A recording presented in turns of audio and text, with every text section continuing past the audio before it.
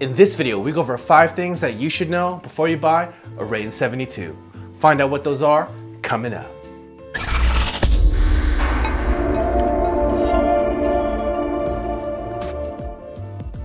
Thank you for watching PDot TV, where you'll find tips, tricks, and tutorials for DJs and music performers. Now let's get into the video. So Rane's new flagship mixer is finally out, and there are plenty of DJs out there that are really interested in this mixer. But for a lot of DJs, they haven't had the chance to actually get their hands on it, just looking it online, photos, videos, the product page, etc. So as an early adopter of the Rane 72, I want to go over 5 things that you should know if you're interested in buying the Rane 72. So the first thing you should know, a lot of DJs already know, but I've actually gotten questions regarding this, and that's there is no Scratch Live support.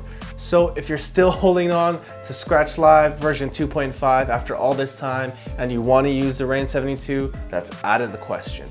Just like the Pioneer S9, you have to use Serato DJ, and with this one, you have to use Serato DJ Pro. So that means if you're on an older operating system for Mac OS and for Windows as well, you actually have to update.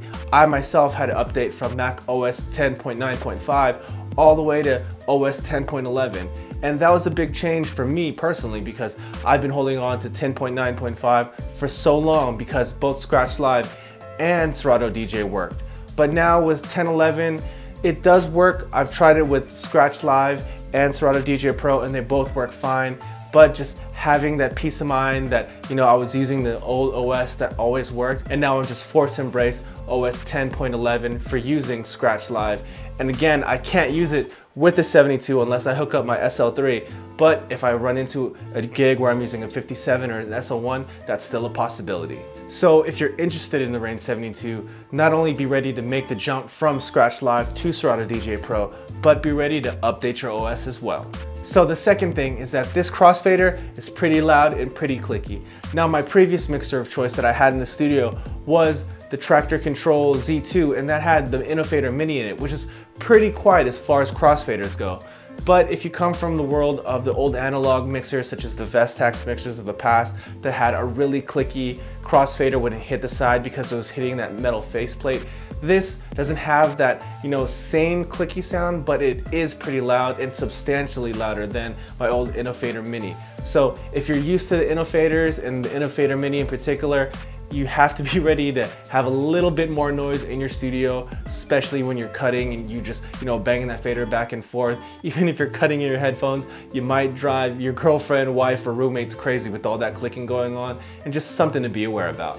The third thing you should know is that the effects on this mixer don't sound as deep as the effects on the Pioneer mixer. Meaning that with the Pioneers, if you turn the dry wet knob all the way up, that effect sounds so big and just kind of overpowering on the track. Whereas with the 72, even cranked all the way up, and if you pull all the parameters for the effects up, it doesn't sound as overwhelming. Now that isn't a good or a bad thing, it's more of a personal taste thing. But for me personally, when I'm out gigging, a lot of times I'm on a Pioneer 900 or an S9 currently, and I'm just used to having to, dial back that effects knob to maybe less than half, or just, at around 10 o'clock. But with this one, I have to crank it all the way just to get that kind of effect that I'm looking for. So at the end of the day, it's more of just getting adjusted to the way the effects on this mixer sound, but still something to be aware of. The fourth thing that you should know about this mixer has to do with the waveforms on the actual screen on the mixer. Now the screen, the touchscreen on the 72 is one of the big selling points and one of the big draws to this mixer. And I've said it before in my previous videos, I love that thing. It's really high res, it was really well done, the controls on it are really nice and really easy to get around.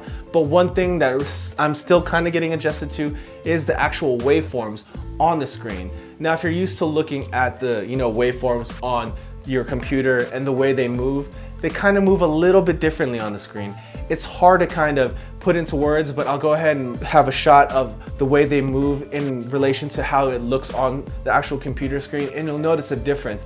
Some things kind of seem out of time just a little bit. So if you're one of those DJs that really look back and forth between the waveforms and the crowd, and you're looking to line things up, and you're used to the visual cues that you get on the screen with Serato DJ Pro, it's a little bit different, and it moves a little bit differently and has just a different speed on the screen, on the mixer, and just something you gotta get used to.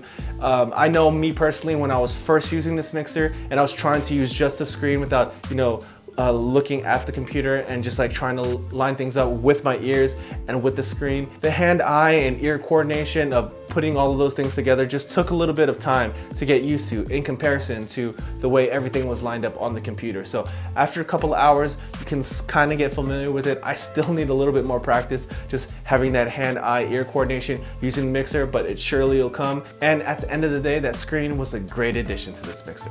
And finally, the last thing you should know about with this mixer has to do with the touch sensitive knobs. Now, there have been a ton of Serato mixers and controllers with browse knobs to get through your library and selecting tracks. But the one difference with this controller is that those browse knobs are actually touch sensitive. So if you have the waveform view going, if you hit those knobs and just put your fingers on it, it switches to the library view, so you can go ahead and quickly scroll through and select the next song. But one problem that I ran into with this is that if you just accidentally nudge that knob, if you just accidentally hit it with your hand, if you're going for something else, it'll actually switch the view. You don't have to grab it. It's just a slight touch of any part of your hand and it switches the view from waveform to library. And that's kind of annoying because if I'm going for the gain or I'm going for the high EQ or just trying to dial in the effects, there's a high chance that you might hit that touch sensitive knob for the browse. Now, I think this is something that can be turned off in a firmware update in the future, but currently there's no way to turn those features off.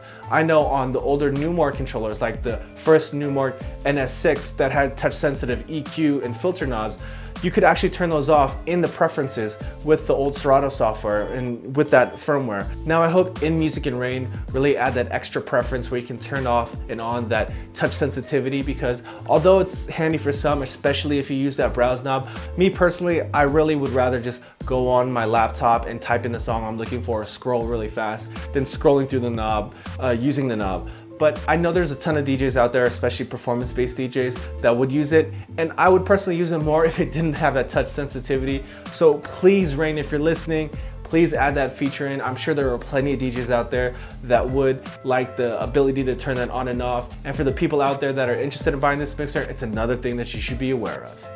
So those are 5 things that you should know about the Rane 72 before you make your purchase. So question of the day, are any of these things make or break items for you? Go and leave that down in the comments below. I'd love to hear what you guys have to say. And as always, if you found this video useful, please go ahead and give it a thumbs up. And if you haven't already, go ahead and click right here to subscribe to this channel. Or if you'd like to watch more content, go ahead and click on that video right there. And thank you for watching PDot TV, where you'll find tips, tricks, and tutorials for DJs and music performers. See you next time.